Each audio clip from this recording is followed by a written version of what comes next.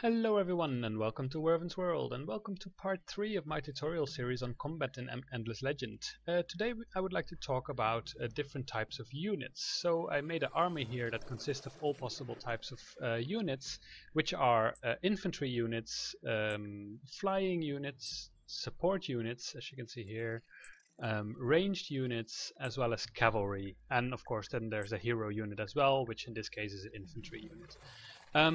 This distinction matters for several reasons. First of all, infantry units always attack something that's adjacent to them, like they can't shoot like ranged units can. Second of all, flying units can fly over other units, so they can just, well, they don't have to care about anything basically, they can just fly over it. Then there is the support units, which often have another skill which is either offensive or defensive, such as heal. And then there is the cavalry, which can charge, and they often have a lot of speed. And let's first go into this cavalry unit. It has charge, which means that it gets extra attack, so that is hit chance, per movement point spent.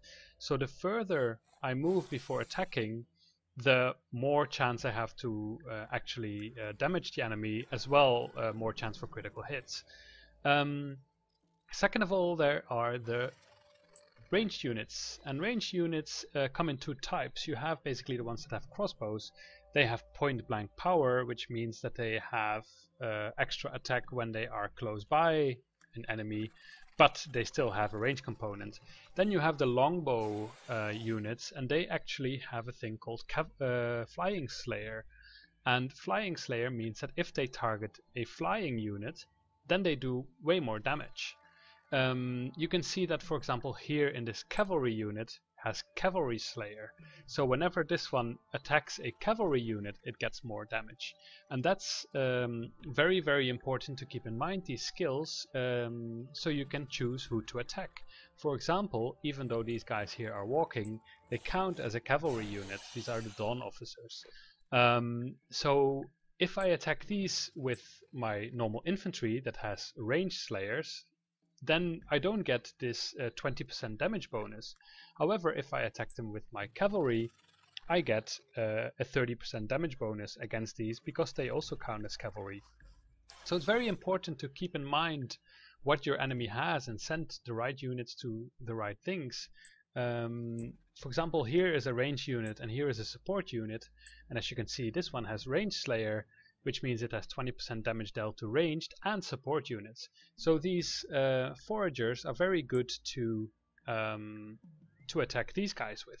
So I might send these ones there, and then this one here has infantry slayer, and well, they don't have any infantry in their army, they just have a support, 2 ranged, and a cavalry, so it doesn't really matter in that sense.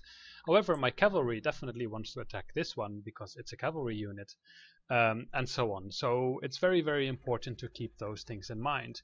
What you also have to keep in mind is the enemy abilities, of course. If now I would be attacking, let's say with my infantry unit, I would be attacking these, and let's say they had infantry slayer, then I definitely don't want to get close to them because they might just completely destroy me. For example, with these orcs, which are a range unit, I don't want to attack these dawn officers because they have range slayers, and thus they would do extra damage towards my orcs, which is not something I want. So that's basically where those things come into play. So they're very, very good to think about. Lastly, I guess I would like to talk about the support class, and they are very, very different depending on the unit.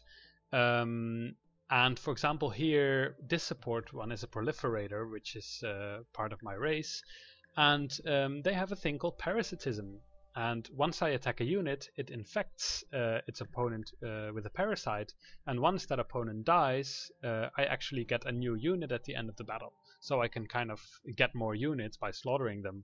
You also have other support units, for example, ones that have a heal, ones that have a buff, ones that have a debuff, and kind of constructing your army in such a way that it works together really well. It's very, very important in this game. For example, flyers are of course awesome. They have a lot of movement and they can fly over stuff. So in that sense, they're very, very nice to have.